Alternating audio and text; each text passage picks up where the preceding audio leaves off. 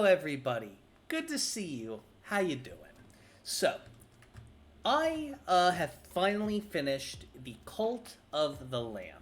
There are a handful of things I still need to do, a couple more achievements that need to be begotten, a couple more unlocks, but broadly speaking, I've completed the game. And I'm here to tell you what is frankly so wonderful about this nice little $20-some game that I enjoyed myself with. So, let's begin, shall we? So, Cult of the Lamb is a very interesting game in the sense that it combines two very different gameplay styles together into one really fun game that I didn't think they'd mesh together. You have a sort of sim-like village management, town management sim, paired with what can be best described as a Binding of Isaac-esque, Dead Cells loot system-esque type of roguelike game. With a surprising amount of build variety between the different enemies, the characters, the weapons, and the different setups. It truly is a really, really interesting thing to see. As far as the combat in the roguelike goes, this is, for me, something that I think that is done very, very well, but I don't feel is deep enough for me, like similar to how Binding of Isaac is, for me to spend hundreds of hours playing it, completely losing myself. That doesn't mean it's a bad game, though.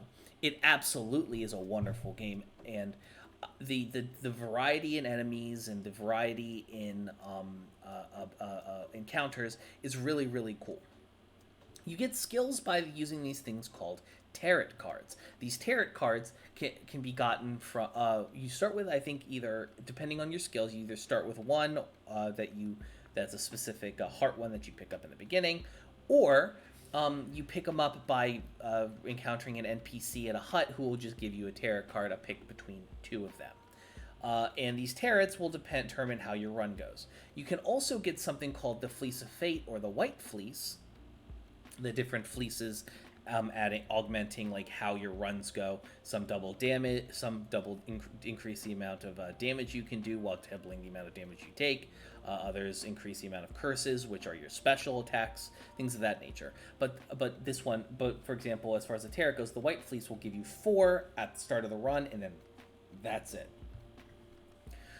As far as the weapons go, you have different classes. You have the small, medium, heavy, and super heavy weapons, which are denoted by the dagger, the sword, the axes, and the hammers in order of in ascending order of slowness.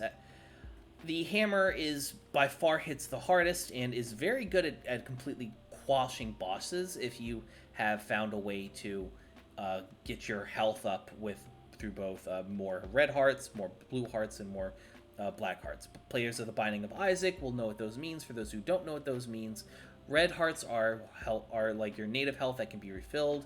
Blue hearts are health pieces that you pick up that are temporary. And black hearts are hearts that are like blue hearts but have the added benefit of damaging everything in the room when it is you are damaged and that heart loses its values. But when you get when you are done with your current level, you get to a screen that is essentially like a web with different options. Swords generally denote combat. A little house icon will generally denote a shop, and these will usually have banners underneath with other symbols telling you what it is. A heart on top of a heart with a sword means you get healed for double but take double damage. Things of that nature. You also can find resources in these dungeons that you can use to build up your village, which we will get to momentarily. The bosses are really interesting. There's 5 of them. There's these. I'm not going to tell you what they are. I'm going to keep the story relatively simple for those watching on YouTube. The gameplay in the background is from the third world, but it's relatively spoiler-free as far as any actual, story elements goes, if that's important to you. There's 5 bosses. It's interesting, and as someone like myself who is fairly decent at roguelike dungeon crawlers like these, as well as micromanaging town builders. I'm fairly decent at these, so it took me approximately 13 hours total to get through the lion's share of the content. Now, onto the city builder things though. So the town builders. You remember saying earlier how I was talking about how you would need more health, like if you were going to do a hammer tank build, or if you were going to be a little lighter on your feet and use a dagger, which is faster, or the sword, or so on and so forth. This is kind of where the you can pick your poison.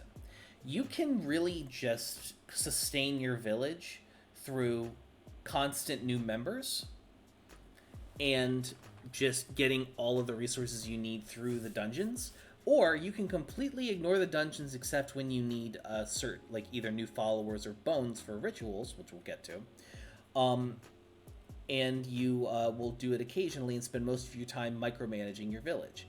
Both of these are fantastic additions, and by upgrading your village, you get certain other perks. Some perks you get through a dungeon, through killing bosses, like the Resurrection Circle, which allows you to sacrifice a follower to continue the run you were on, or other things like just PvEing, the questing, and the village management system with doing all the quests and the fetch quests. You can unlock new fleeces, which will allow you to have new powers in the dungeons.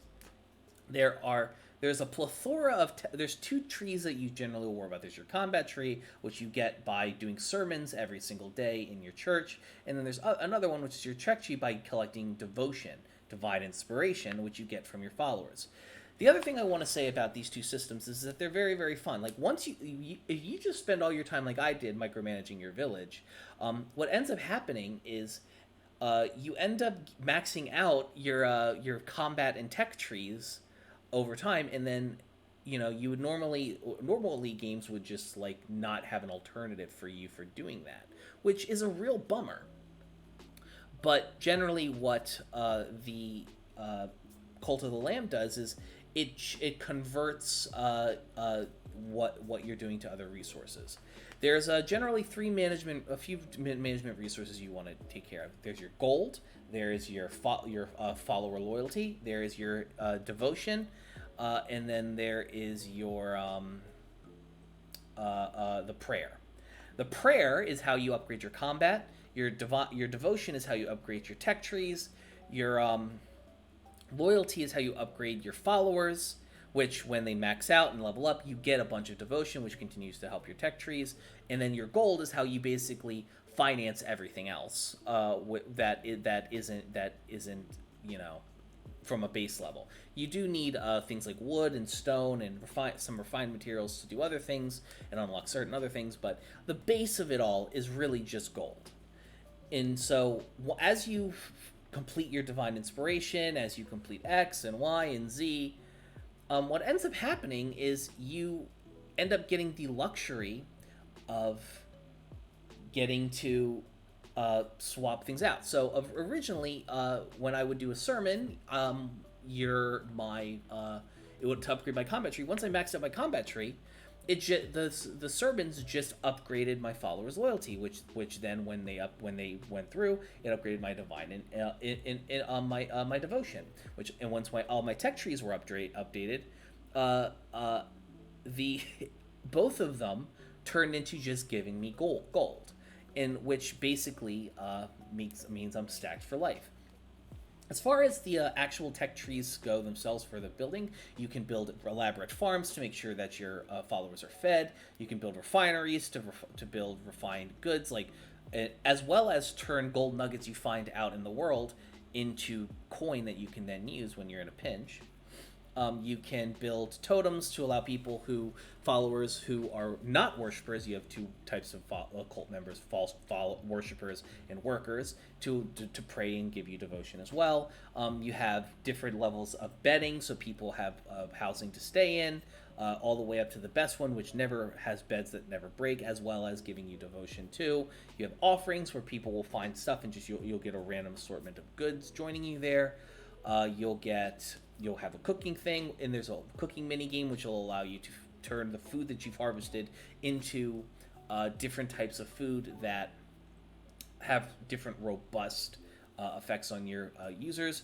There's fishing mini games with an NPC that's a subquest that'll allow you to get upgrade materials for your fleeces, and which is a pretty fun too, because you do need the fish for certain recipes and things of that nature. There's a ton of little quests out here with different levels of depth. You can buy a lot of your blueprints, you can buy a lot of your turrets. You can get in the dungeons, but you can also use the gold you've accrued to buy these things. So it gives you the luxury of an option of not having to, as someone who doesn't enjoy dungeon delving, to do that. And like I said earlier, the reverse is true for the dungeon delving. Cult of the Lamb it doesn't have a whole ton of content, but it doesn't feel barren. I spent $20 on this game and got 13 hours of enjoyment nonstop from it. And I gotta say, that's a great fucking deal, and I really liked it. The art style is adorable, the music is lovely, the characters are interesting, they bounce between macabre, terrifying, and adorable, painfully adorable, and it's all over the place, and I am generally quite happy with the product that I was gotten. I have no qualms about buying any expansion that comes with it. I know that the developer has said that there is more things on the pipeline, and frankly, at the end of the day, I am quite happy with this product that I've spent money on. I encourage you guys to give it a shot. If you like The Binding of Isaac, if you like Stardew Valley, if you like Stardew Valley, Animal Crossing, if you like Dead Cells, if you like Binding of Isaac, if you like any of these games, you'll like this. And even if you don't like the other games I mentioned from the other genres, you will still like this. There is something for this. Brings the roguelike community and the Animal Crossing farm building community together in a really interesting way. And also, if you were some type of scene kid back in the early 2000s, you'd probably like this too. Regardless, thank you so much for listening and listening this on the podcast and watching this on YouTube. I appreciate all of the patrons that support me on my Patreon at patreon.com/HIMedia, all one string, including Reed Savage, Mike Nicely, PT Sean, Oni, Top Hatter, American Autopsy, Anthony J. Lopez, and the love of my life, Metabuzi. Please consider supporting for as little as supporting the show. It helps a ton. And it costs as little as $1 a month. But thank you so much for getting to the end of this review of this wonderful little game, Cult of the Lamb. I had so much fun with this. In fact, I'm even going to probably miss a bus trying to record this episode. But by God, I loved it. And I really think you're going to love it too. Have a wonderful, wonderful rest of your day. And I'll see you guys very, very soon. I should be live. I'm live most days at around 6 p.m., and I usually will have a live stream set up on YouTube ahead of time, so you guys can check that out. Have a wonderful rest of your day. Go buy this game. It's wonderful, and the developers support it. The developers deserve your support, and I will see you guys next time. Have a wonderful rest of your day.